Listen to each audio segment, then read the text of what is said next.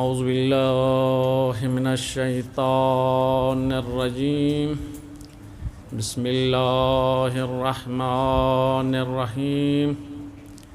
الحمد للہ الذی خلق الانسان وعلمہ البیان وشرفہ علی سائر الحیوان بالنطق والبیان وكرمنا وفضلنا على الأمم السابق بالتصديق والإيمان وهو أحسن الخالقين ثم الصلاة والسلام على صاحب التاج والمراج والبراق والعلم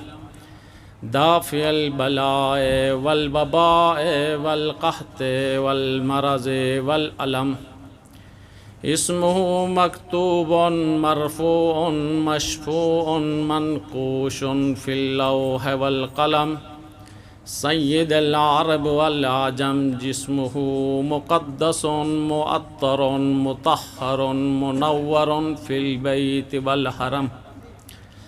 شمس الضحى بدر الدجى صدر العلا نور الهدى كحف الورى مصباح الظلم جميل الشيم شفيع الأمم صاحب الجود والكرم والله عاصمه وجبريل خادمه والمراج سفره وسدرة المنتهى مقامه وقاب قوسين مطلوبه والمطلوب مقصوده والمقصود موجوده سيد المرسلين رحمة للعالمين راحة العاشقين مراد المشتاقين شمس العارفين سراج السالكين مصباح المقربين محب الفقراء والغرباء والمساكين سيد الثقلين نبي الحرمين إمام القبلتين وسيلتنا في الدارين صاحب قاب قوسين محبوب رب المشرقين ورب المغربين جد الحسن والحسين مولانا ومولى الثقلين أبي القاسم محمد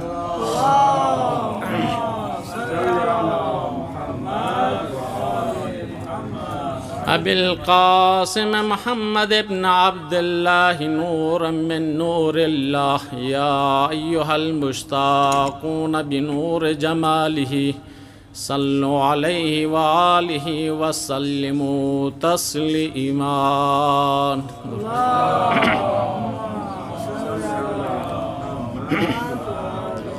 أما بعد فقد قال الله تبارك وتعالى في قرآن المجيد وفرقانه الحميد وقوله الحق وهو أصدق الصادقين بسم الله الرحمن الرحيم فلما أسلما وتله للجبين وناديناه أن يا إبراهيم قد صدقت الرؤيا إنا كذلك نجزي المحسنين إن هذا لهو بلاء المبين وفديناه بذبح عظيم درود پہ دے محمد وآل محمد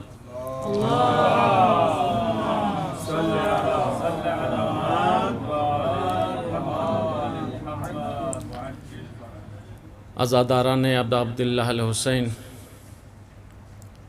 سب سے پہلے پروردگار عالم کا لاکھ لاکھ شکر بجا لاتے ہیں کہ اس پروردگار عالم نے مجھے اور آپ سب کو ایک مرتبہ ہمیں یہ توفیق عنایت کی کہ ہم یہاں پر آ کر مجلس ابا عبداللہ الحسین علیہ السلام کو برپا کر کے اس کی دکھیاری ماں حضرت فاطمہ زہرا سلام اللہ علیہا کو ان کے لال کا پرسہ دے سکے۔ ثانیاً ہماری اس قلیل سی عبادت کو، اس قلیل سی عمل کو اپنے بارگاہ میں عبادت کا درجہ دے کر کل روز قیامت جب و نفسا و نفسی کی عالم ہوگا، اس وقت میں اور آپ سب کے لیے نجات کا باعث بننے کی توفیق عنایت کریں۔ جس آیے مجیدہ کو میں نے اپنا سرنامہ کلام قرار دیا،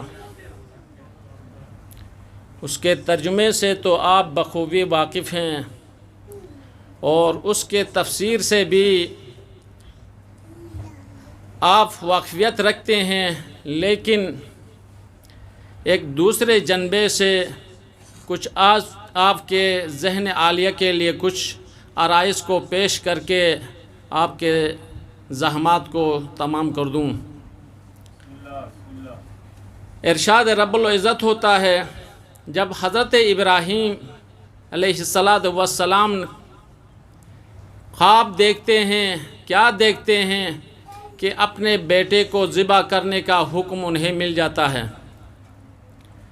خواب میں یہ الہام ہوتا ہے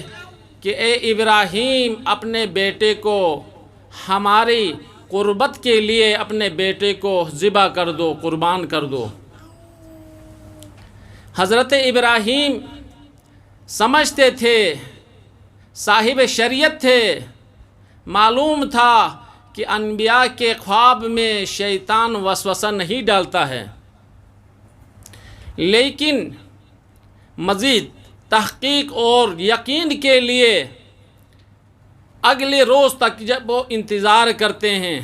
جب اگلا روز بھی یہی خواب تکرار ہوتا ہے اور تیسرے مرتبہ یہی خواب جو ہے وہ تکرار ہو جاتا ہے، لیکن یہ تکرار وہ پہلے ہی سمجھتا تھا کہ یہ حکم پروردگار ہے، لیکن اس تکرار سے حضرت ابراہیم نے یہ نتیجہ اخذ کر لیا کہ اس کام کو خداوند عالم فوراً انجام دینے کے لیے کہہ رہا ہے، لہٰذا اس کام میں کوئی کوتاہی نہیں ہو سکتی ہے، اسی لیے اس کام کو بروقت انجام دینا چاہیے۔ اور یہی کہتے ہوئے اپنے بیٹے اسماعیل سے مشورہ کیا، کہنے لگا کہ اے میرے فرزند ارجمن، میں نے ایک ایسا خواب دیکھا ہے کہ اس خواب میں تمہیں ذبح کر رہا ہوں، آیا اس کے بارے میں آپ کا نظریہ کیا ہے؟ فانظر کیف ما تری،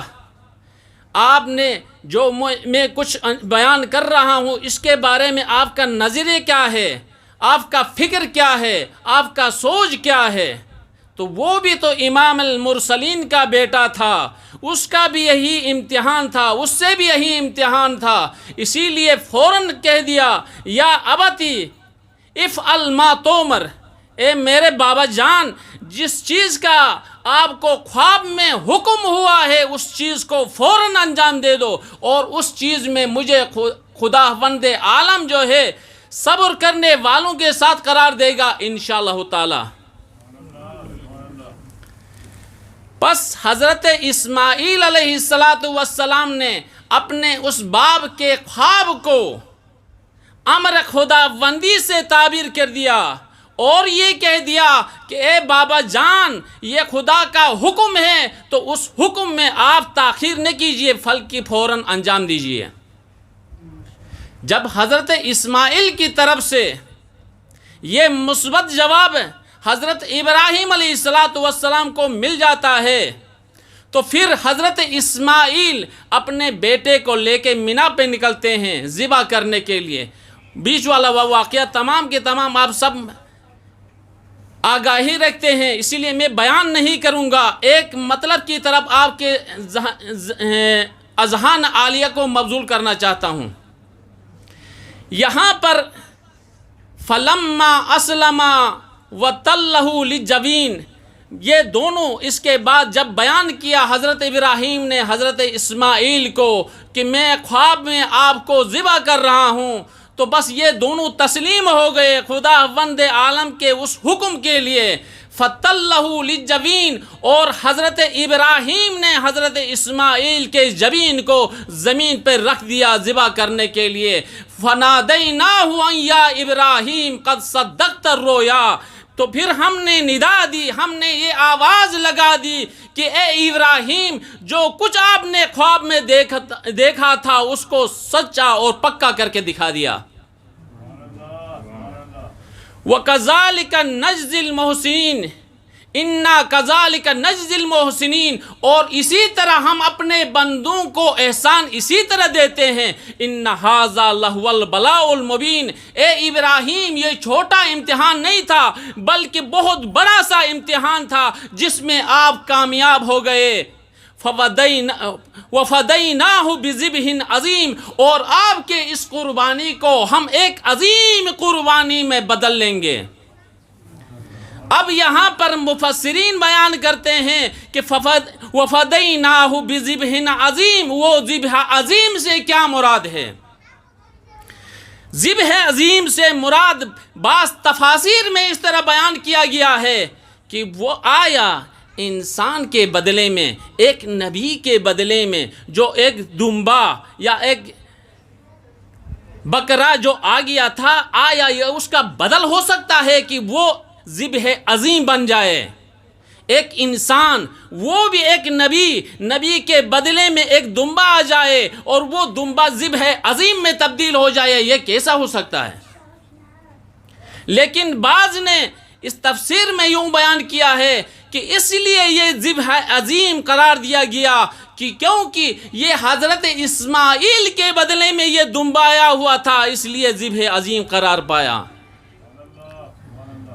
بعض نے تفاسیر میں یوں بیان کیا ہے بلکہ یہ دمبا دوسرے دمبوں سے بہت بڑا تھا، اس لیے اس کو ذبح عظیم کے طور پر خطاب کیا گیا ہے۔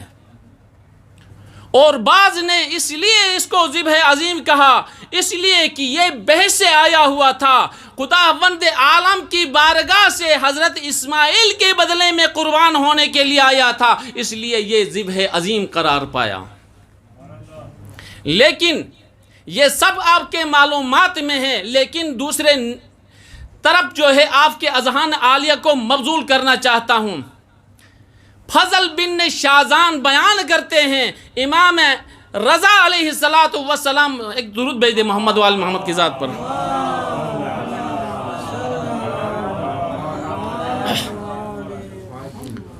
فضل بن شازان امام رضا علیہ السلام سے اس بارے میں تفصیل طلب کرتے ہیں۔ وہ بیان کرتے ہیں کہ امام رضا علیہ السلام نے بیان کیا کہ جب حضرت ابراہیم علیہ السلام اپنے بیٹے کو ذبح کرنا چاہتے تھے، خداوند عالم کے حکم سے اپنے بیٹے کو اپنے ہاتھ سے ذبح کرنا چاہتے تھے، اور یہ دیکھنا چاہتے تھے کہ ایک باپ کے لیے بیٹے کو اپنے ہاتھ سے ذبح کرنا کتنا بڑا مصیبت ہے، کتنا عظیم سانحہ ہے، اور وہ اس عظیم مصیبت کو برداشت کر کے خداوند عالم نے جو صابرون کے لیے اجر رکھا ہے وہ اجر جو ہے وہ درک کرنا چاہتے تھے۔ پس حضرت ابراہیم علیہ السلام نے جب اسماعیل کے بدلے میں یہ قربانی جو ہے وہ دمبے کی صورت میں آ کے ذبح ہو گیا، تو ایک سر سا آنکھ جو ہے وہ حضرت ابراہیم نے کھینچ لیا، بہت پریشان ہو گیا، کہا کہ بار پروردگارا، اگر اس کے بدلے میں میرا بیٹا ذبح ہو جاتا تو مجھے وہ درجات جو آپ نے ایک بیٹے کے ذبح کرنے کے بعد اس کے مصیبت پر صبر کرنے کے بارے میں جو درجات رکھا ہے وہ درجات مجھے عنایت ہو جاتے ہیں۔ بس حضرت ابراہیم علیہ السلام بہت پریشان ہو گئے، تو پھر یہاں پر جبرائیل علیہ السلام ایک مرتبہ حضرت ابراہیم کی طرف نازل ہوتے ہیں، پوچھتے ہیں خداوند عالم کی طرف سے وحی لے کر پوچھتے ہیں، اے ابراہیم، آیا ان تمام میری مخلوقات میں سے سب سے زیادہ کس مخلوق کو آپ چاہتے ہو، کس مخلوق سے آپ دوستی رکھتے ہو؟ تو حضرت ابراہیم نے کہہ دیا، بار پروردگارا، تیری مخلوقات میں سے سب سے زیادہ جو مخلوق مجھے محبوب لگتی ہے وہ تمہارے پیغمبر آخر الزمان علیہ الصلوۃ والسلام کے علاوہ کوئی مخلوق نہیں ہے۔ درود بھیجے محمد وال محمد کی پاک ذات پر۔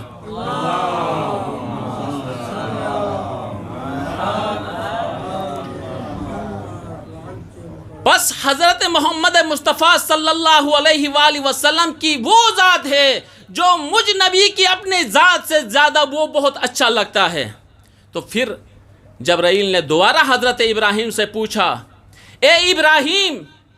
آیا اس کے بیٹے کو زیادہ چاہتے ہو یا اپنے بیٹے کو زیادہ چاہتے ہو؟ تو حضرت ابراہیم نے کہا کہ یا بار پروردگارا، مجھے اپنے بیٹے سے زیادہ حضرت محمد مصطفیٰ کے بیٹے کو میں زیادہ چاہتا ہوں اور زیادہ میں دوستی رکھتا ہوں۔ تو پھر جبرائیل امین علیہ السلام نے کہہ دیا، اے ابراہیم، تم اپنے بیٹے کو اپنے ہاتھوں پر ذبح کر کے وہ مصیبت زیادہ ہے یا آخر زمان کے وہ نبی، اس کا نواسا، وہ دشمنوں کے ہاتھوں ظلم و ستم سے 3 دن پیاسا میدان کربلا میں شہید ہو جائے گا، وہ زیادہ آپ کو سخت ہے۔ تو حضرت ابراہیم علیہ السلام نے کہا کہ بار پروردگارا، آخری زمان کے نبی کے نواسے کا وہ قتل مجھ نبی سے برداشت نہیں ہوتا ہے، لہٰذا وہ مجھے بہت ہی گران ہے اور سخت ہے۔ تو پھر جبرائیل علیہ السلام ارشاد فرماتے ہیں کہ اے ابراہیم، ایک دن ایسا آئے گا وہ امتی جو اپنے آپ کو رسول اسلام کے امتی ظاہر کرتے ہیں، وہ امتی 3 دن پیاسا اور بھوکا میدان کربلا میں سنتر سے جو ہے وہ جدا کریں گے۔ جب یہ کہہ دیا تو حضرت ابراہیم ایک مرتبہ اس کی زبان سے چیخ نکل جاتی ہے اور رونے لگتے ہیں۔ جب رونے لگتے ہیں تو خداوند عالم نے کہہ دیا، اے ابراہیم، آپ کا یہ آنسو وہ ذبح عظیم قرار دے دیں گے۔ اے ابراہیم، آخر الزمان پیغمبر نواسے کے ظلم کو آپ نے برداشت نہیں کر کے آپ کا جو یہ آنسو نکلا ہے وہ آنسو ہم ذبح عظیم میں بدل دیں گے۔ وَفَدَيْنَاهُ بِذِبْحٍ عَظِيمٍ، ذبح عظیم سے مراد یہی ہے۔ ایک درود بھیج دے محمد وال محمد کی پاک ذات پر۔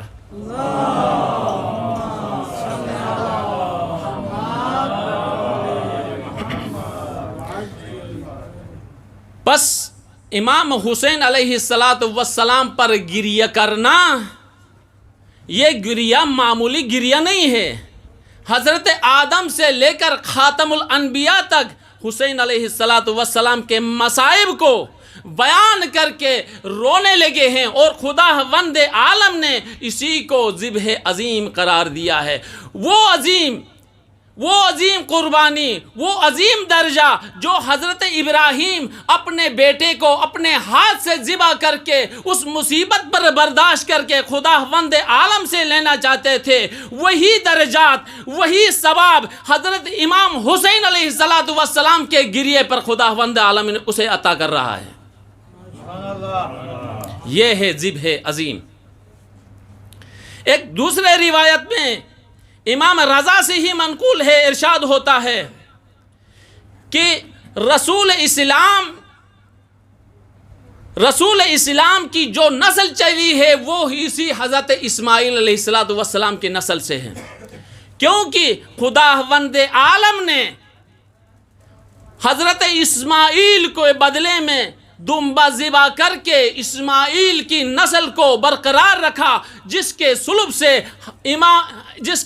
سے نبی آخر زمان اور اس کے نواسے وجود میں آ گئے ہیں۔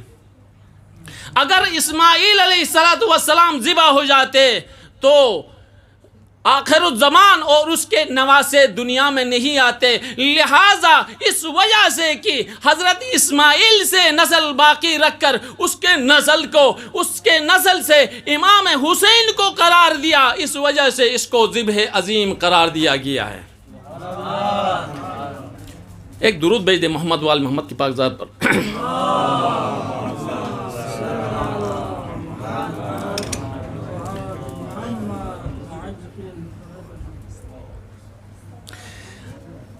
رسول اسلام بھی یہاں پر ارشاد فرماتے ہیں انا ابن الذبیحین، انا ابن الذبیحین، میں دو ذبیحوں کا بیٹا ہوں۔ دعا اللہم صلی اللہ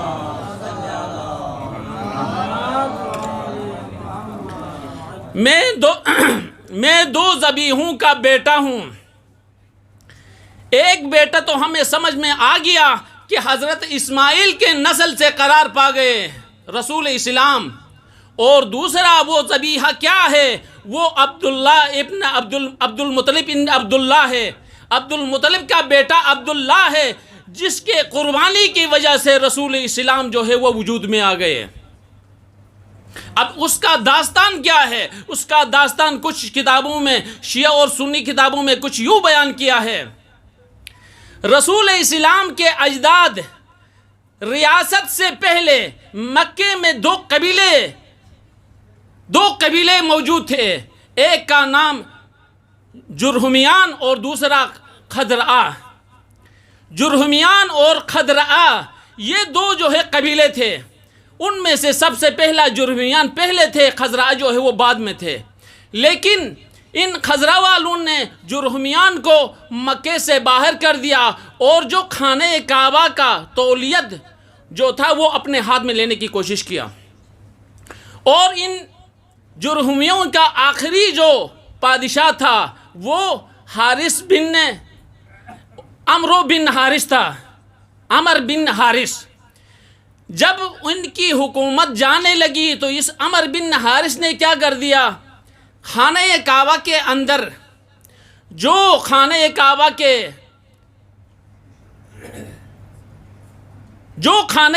کے قیمتی چیزیں تھیں، مثلا سونا اور چاندی اور اسی طرح تلواریں اور کچھ زریں وہاں پہ موجود تھی، اور دو سونے کے ہرن جو تھے وہ اندر پڑے ہوئے تھے، تو لہٰذا اس عمر بن حارث نے انہیں لیا کر جو زمزم کا چاہ تھا، جو زمزم کا کنواں تھا، اس کنویں کے اندر ڈال دیا۔ اس نے کنویں کے اندر ڈال کر اوپر سے مٹی لگا کے اس نے بند کر دیا۔ بعض روایت میں یہاں تک کہتے ہیں کہ حجر اسود کو بھی اس نے اس چاہ کے اندر ڈال دیا اور اس نے بند کر دیا۔ جب ان کی حکومت چلی گئی اور وہ فرار کر کے یمن نکل گیا، جب خزرہ کی حکومت آ گئی تو وہ اسی زمزم کے کنویں کی تلاش میں تھے، اور اب حاجیوں کو وہاں پر پانی پلانے کا بندوبست بھی چاہیے، اسی لیے انہوں نے اس زمزم کے تلاش میں 4-5 کنویں انہوں نے کھود لیے، تاکہ وہ زمزم جو حضرت اسماعیل کی سنت تھی وہ بھی وہاں سے نکل برآمد ہو جائے، اور انہیں وہ چاہ بھی مل جائے جس میں وہ قیمتی زیورات وہاں پر ڈالے گئے ہیں۔ لہٰذا ان کی کوشش یہی تھی کہ وہ زمزم کا چاہ کھود دیا جائے تاکہ وہاں سے یہ قیمتی زیورات اور زمزم نکل جائے، لیکن انہیں اتنے کوشش کے باوجود کوئی زمزم کا چاہ انہیں نہیں ملتا ہے۔ لیکن عبد المطلب ایک مرتبہ ایک روز کنارے کعبہ بیٹھے ہوئے تھے، نیند میں چلے جاتے ہیں۔ جب نیند اس پر غالب آ جاتی ہے تو خواب میں اسے الہام ہوتا ہے، اسے امر ہو جاتا ہے کہ اے عبد المطلب، آپ اس کنویں کو کھود دو، اور فلان مکان پر وہ کنواں ہے، لہٰذا آپ کو مامور کیا جاتا ہے کہ اس کام کے لیے آپ کو منتخب کیا گیا ہے۔ لہٰذا عبد المطلب آ جاتے ہیں اس کنویں کی کھودائی کے لیے۔ اپنا ایک بیٹا تھا، اس کے بیٹے کا نام بھی حارث تھا، حارث کو لے کر اس کنویں کو کھودنا چاہتے ہیں۔ کنارے کعبہ اس کنویں کی کھودائی شروع ہو جاتی ہے۔ جب شروع کیا تو اہل قریش والوں نے آ کر اس کے مزاحمت کرتے ہیں، اور قریش والے اس لیے مزاحمت کیا، انہوں نے کہا کہ اگر عبد المطلب اس کنویں کو نکالنے میں کامیاب ہو جاتے ہیں تو وہ بڑا، اس قبیلے کا بڑا بزرگ شمار ہوگا، اور ساری برکتیں اور قبیلے کا سب سے بڑا وہ شمار ہوگا، لہٰذا یہ فضیلت اس کو مل جائے گی، اسی لیے اس کو تنہا نہیں ملنا چاہیے بلکہ ہم بھی اس کے شامل ہو جائیں گے۔ لہٰذا یہ کہتے ہوئے قریش والے آ کر اس کے مزاحمت کرتے ہیں اور کہتے ہیں کہ اے عبد المطلب، آپ تنہائی کھودائی نہیں کر سکتے ہو جب تک کہ قریش والوں کو ساتھ نہیں کرو گے۔ لیکن ادھر سے عبد المطلب نے انکار کر دیا اور کہہ دیا کہ لہٰذا اس کام میں خداوند عالم نے مجھے مامور کیا ہے، خداوند عالم نے مجھے حکم دیا ہے، لہٰذا میں تنہا اس کی کھدائی کروں گا، لیکن آپ شامل نہیں ہو سکتے ہیں۔ جب نزاع بڑھ گیا دونوں کے درمیان تو وہ کام نہیں کر پایا، لیکن وہ کام کرتے تھے تو ان کا وہ جو مقصد تھا وہ حل نہیں ہوا۔ آخر پریشان ہو گئے۔ جب پریشان ہو گئے تو یہاں تک نتیجہ نکلا کہ کہا کہ خاندان بنی اسد کی ایک خاتون جو کاہن ہے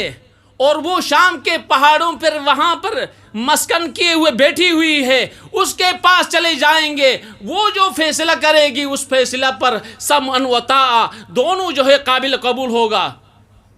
جب اس طرح کہہ دیا تو سارا جو وہاں پہ جرگہ بیٹھا ہوا تھا وہ جو ہے شام کے اس پہاڑی کی طرف جو ہے وہ ہجرت کرتے ہیں، وہ سفر کرتے ہیں۔ جب سفر کے دوران چلتے چلتے جب وہ سفر کرنے لگے تو میدان اتنا وسیع تھا کہ انہیں پیاس لگ جاتی ہے۔ جب اتنا ان کو پیاس لگ جاتی ہے کہ وہ مرنے کے قریب ہو جاتے ہیں، لیکن خداوند عالم نے کیا کر دیا؟ بعض روایت میں کہتے ہیں کہ عبد المطلب کے پاؤں کے نیچے سے، بعض روایت میں ہے کہ اس کے شتر کے پاؤں کے نیچے سے خداوند عالم نے ایک چشمہ پھوڑ دیا۔ عبد المطلب کے پاؤں کے نیچے سے ایک چشمہ ابھرتا ہے، چشمہ نکلتا آتا ہے۔ جب چشمہ نکل گیا تو سب خوشحال ہو جاتے ہیں اور اس چشمے کا پانی پی کر وہ اپنے جان دوبارہ ہاتھ میں لے آتے ہیں، خوشحال ہو جاتے ہیں اور ان کی زندگی جو ہے وہ دوبارہ تجدید ہو جاتی ہے۔ خوشحال ہونے کے بعد جب یہ برکتیں اور یہ رحمتیں دیکھتے ہیں کہ عبد المطلب کی وجہ سے ہے تو وہ قائل ہو جاتے ہیں، اس کی قداسیت کا قائل ہونے کے بعد کہتے ہیں کہ پروردگار عالم کے پاس آپ کا بہت مقام ہے، آپ کا بہت رتبہ ہے، لہٰذا ہمیں کسی کاہنہ کی طرف جانے کی کوئی ضرورت نہیں ہے۔ اب ہمیں معلوم ہو گیا کہ خداوند عالم نے جس کام کے لیے تمہیں مامور کیا ہے اس میں کوئی دخالت نہیں کر سکتا ہے۔ بس وہ وہاں سے واپس آ جاتے ہیں۔ واپس آنے کے بعد حضرت عبد المطلب اپنے کام میں اپنے بیٹے کے ساتھ مامور ہوتے ہیں، کھودنے لگتے ہیں، لیکن قریشیوں کا کئی مرتبہ ان کے ساتھ مزاحمت کی وجہ سے وہ ایک نظر کرتے ہیں۔ حضرت عبد المطلب کیا نظر کرتے ہیں؟ کہتے ہیں کہ بار پروردگارا، یہ قریش والے مجھے کام کرنے نہیں دیتے ہیں کیونکہ میرا ایک ہی بیٹا ہے، اگر میرے 10 بیٹے ہو جائیں تو ایک بیٹے کو خدا کی راہ میں قربان کر دوں گا۔ بس حضرت عبد المطلب کنارے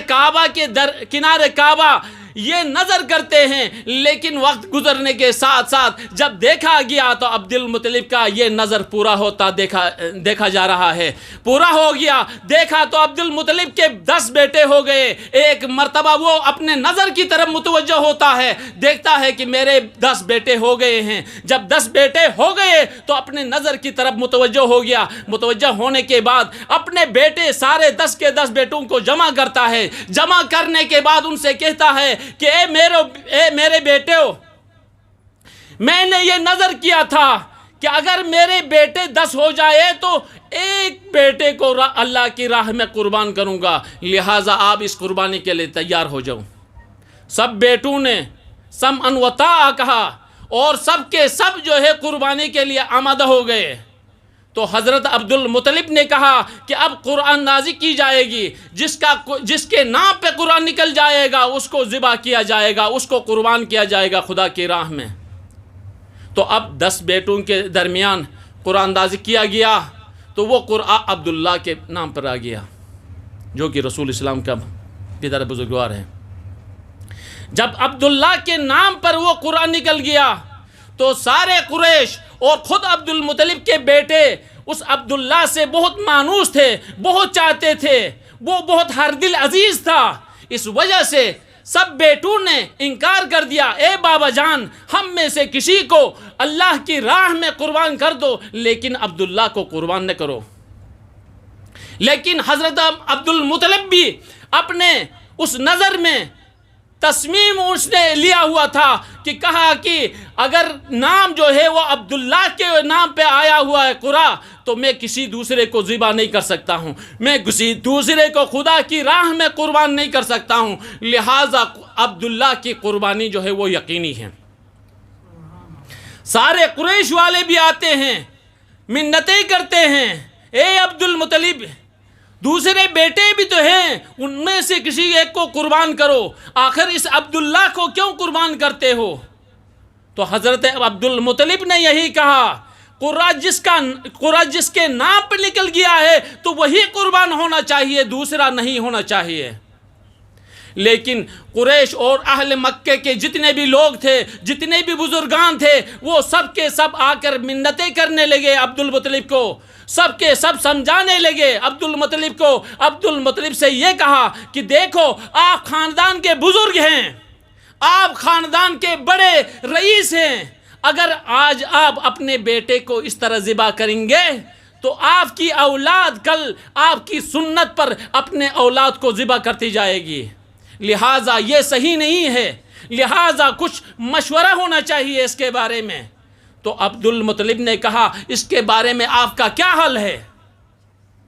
تو حل یہ پیش کیا کہ آپ کے پاس بہت سارے شتر ہیں،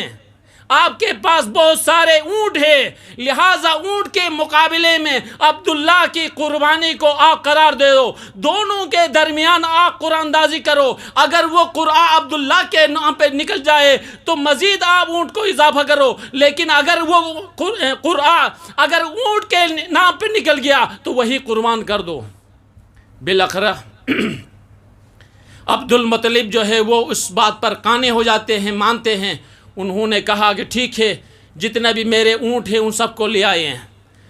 اب تمام اونٹوں کو لے آیا، سب سے پہلے کہا کہ ایک اونٹ جو ہے عبداللہ کے مقابلے میں قرار دے، تو عبد المطلب نے کہا کہ ایک اونٹ نہیں 10 اونٹ قرار دے دو عبد المطلب کے مقابلے میں، تو لہٰذا ایک طرف 10 اونٹ کو قرار دیا گیا، ادھر سے جو ہے عبداللہ کو ایک طرف رکھا، قرآن اندازی کیا تو وہ قرے میں بعض ہم عبداللہ کا نام نکل گیا۔ اس نے کہا کہ دیکھا کہ نہیں، خداوند عالم مجھ سے چاہتا ہے کہ عبداللہ کی قربانی، لہٰذا میں اونٹوں کی قربانی نہیں کرتا۔ تو پھر انہوں نے کہا کہ چلو اس اونٹ کی تعداد میں اضافہ کرتے ہیں، پھر انہوں نے کیا کر دیا، اس اونٹ کے تعداد میں مزید 10 اونٹ اضافہ کیا، تو پھر بھی جو ہے وہ قرآن جو ہے عبداللہ کے نام پہ نکل گیا، یہاں تک کہ وہ 100 اونٹ 100 تک اس تعداد اونٹوں کی تعداد کو بڑھا دیا اور قرآن نازل کیا۔ تو جب سب 100 اونٹ ہو گئے تو ایک مرتبہ جو ہے وہ 100 اونٹ کے نام پر وہ قرآن نکل جاتا ہے۔ جب سب 100 اونٹوں پر وہ قرآن نکل گیا تو قریش اور عبد المطلب کے جتنے بھی بیٹے تھے نعرہ تکبیر اللہ اکبر کی صدائیں گونجنے لگی، سب خوشحال ہو گئے، کہنے لگے کہ عبداللہ کی قربانی کے بدلے میں خداوند عالم نے 100 اونٹ کو جو ہے منتخب کر دیا، لہٰذا اب عبداللہ قربان نہیں ہوں گے۔ تو پھر بھی جب انہوں نے خوشی کر لی، لیکن عبد المطلب سے پوچھا گیا تو عبد المطلب نے کہا کہ اب تک میں یقین نہیں کر سکتا، اب تک مجھے یقین نہیں ہے۔ تو انہوں نے کہا کہ حضور والا آپ کے سامنے ہی تو ہم نے قربانی کر دیا ہے۔ دیکھ درود بھیجے محمد والے۔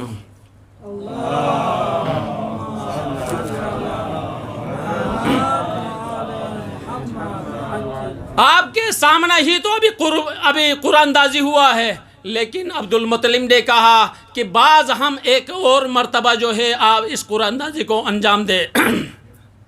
لہٰذا ایک مرتبہ پھر اس قرآن اندازی کو انجام دیتے ہیں۔ جب قرآن اندازی کو انجام دیتے ہیں تو بعض ہم وہ 100 اونٹ کے نام پر وہ قرآن نکل جاتا ہے، لیکن عبد المطلب اب بھی مطمئن نہیں ہے، کہتے ہیں کہ تیسری مرتبہ ہو سکتا ہے یہ اشتباہاً نکل گیا ہو، لہٰذا تیسری مرتبہ بھی تکرار کیا جائے۔ جب تیسرے مرتبہ بھی وہ اسی قرآن اندازی کو انجام دیتے ہیں تو پھر بھی وہ 100 اونٹ کر جو ہے وہ قرآن جو ہے وہ نکل جاتا ہے۔ جب نکل گیا تو عبد المطلب نے کہا کہ پروردگار عالم نے اب مجھے معلوم ہو گیا کہ عبداللہ کے مقابلے میں 100 اونٹوں کے قربانی کو خداوند عالم نے قبول کر دیا ہے، لہٰذا 100 اونٹوں کو لے کر جا کے وہاں پر قربان کیا جائے۔ درود بھیج دیں محمد وال محمد کی پاک ذات۔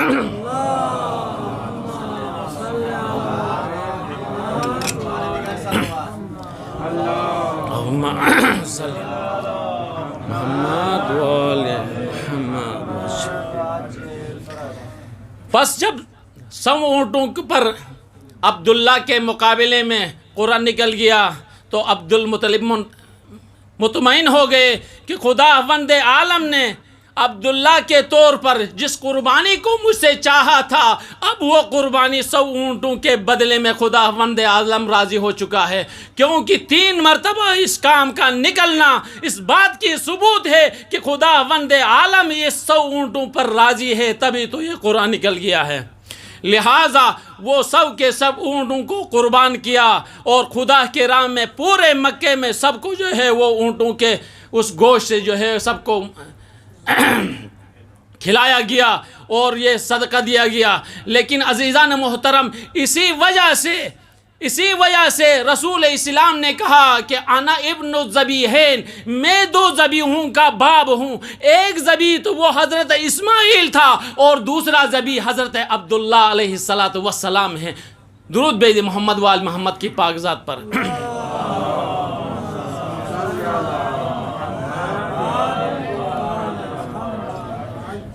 بس اسی وجہ سے کہ خداوند عالم نے وَفَدَيْنَاهُ بِذِبْحٍ عظیم کہا تھا کہ ہم اس قربانی کو ایک عظیم قربانی میں بدل لیں گے۔ وہ عظیم قربانی حسین ابن علی علیہ السلام کی ہے۔ بس آپ کو زیادہ زحمت نہیں دوں، مصائب کے کچھ چند الفاظ آپ کے خدمت میں پیش کر کے آپ سے رخصت چاہتا ہوں کہ جب عصر عاشور یہی قربانیاں دیتے ہوئے حسین ابن علی سب کو قتل گاہ گودان میں سلانے کے بعد آخری مرتبہ آتے ہیں خیام حسینی کے دروازے پہ آ کے آخری قربانی حضرت علی اصغر علیہ السلام کے طور پر امام حسین علیہ السلام پیش کرتے ہیں۔ پیش کرنے کے بعد خیام حسینی میں آتے ہیں۔ خیام حسینی میں آ کر اہل بیت اطہار کو مخاطب کر کے کہتے ہیں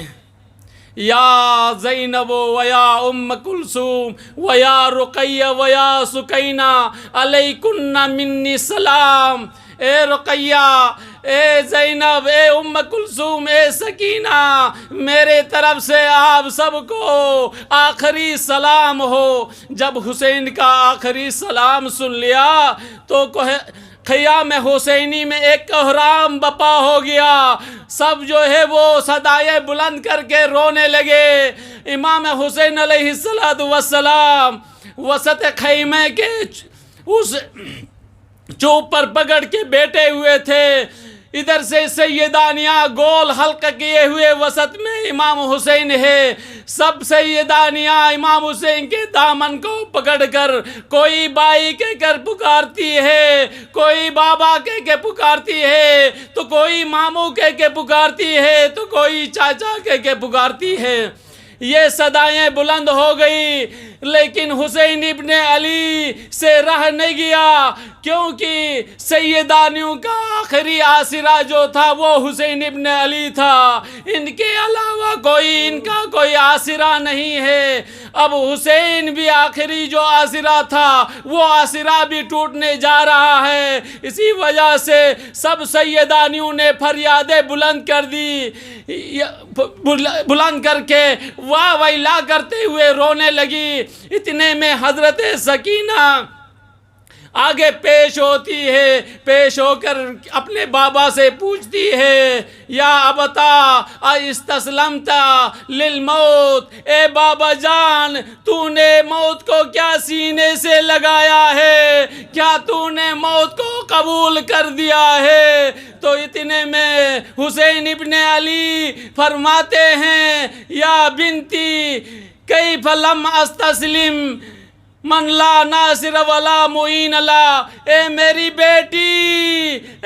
بیٹی وہ شخص کیسے موت کو سینے سے نہ لگا دے جس کا کوئی نہ مددگار ہے، جس کا کوئی نہ ناصر ہے، پس ایسے حالات میں موت کو قبول نہیں کیا جائے تو کیا کر سکتے ہیں؟ تو پھر کہتی ہے، پھر حضرت سکینہ آ کے بابا سے لپٹ جاتی ہے اور اتنا روتی ہے، روتے ہوئے کہتی ہے کہ یا ابتا ردنا الی حرم رسول اللہ، اے بابا جان اگر ایسی بات ہے تو ہمیں رسول اسلام کے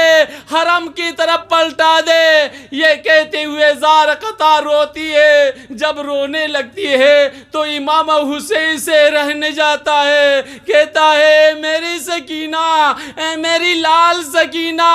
بابا کی زندگی میں اس طرح نویا نہ کرنا، تیرا بابا برداشت نہیں کرتا ہے، کیونکہ میرے مرنے کے بعد، میری شہادت کے بعد سب سے زیادہ آپ کو حق ہے کہ میرے اوپر روئے۔ اے سکینہ بابا کی زندگی میں اس طرح رویا نہ کرنا۔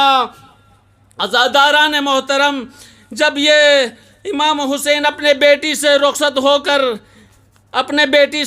ہو کر میدان کارزہ کی طرف جاتا ہے تو اس وقت ایک شعر میں اس طرح وہ بیان کرتے ہیں کہ یہ امام حسین نے جو اپنا پروردگار سے جو وعدہ کیا تھا اس وعدے کو بیان کرتے ہیں، کہتے ہیں کہ الہی بہر قربانی بے درگاہت سراوردام، بار پروردگارا تیری رضا اور تیری محبت میں حسین ابن علی نے قربانی کرنے کے لیے اپنے سر کو لے کے آیا ہوں۔ بار پروردگارا حسین ابن علی بے تبا سنم کھینے امی تم رضان دلا، امی تم محبت دل کے تے محبت خاطر حسین ابن علی جئی مصابی مبارک نیا ام خدمت لو حاضر منابا نتنہا سر را از سر ہم برایت بہترا وردہ۔ اے پروردگارا حسین ابن علی نے تنہا جئی مصابی مبارک دی سبا بلکہ جا اسے سبی مبارک سم کے تلتش کو سے چیز شو خدمت لو قربان چرنی ادایا با بے طیب کائے قد قامت بزار روز عاشورا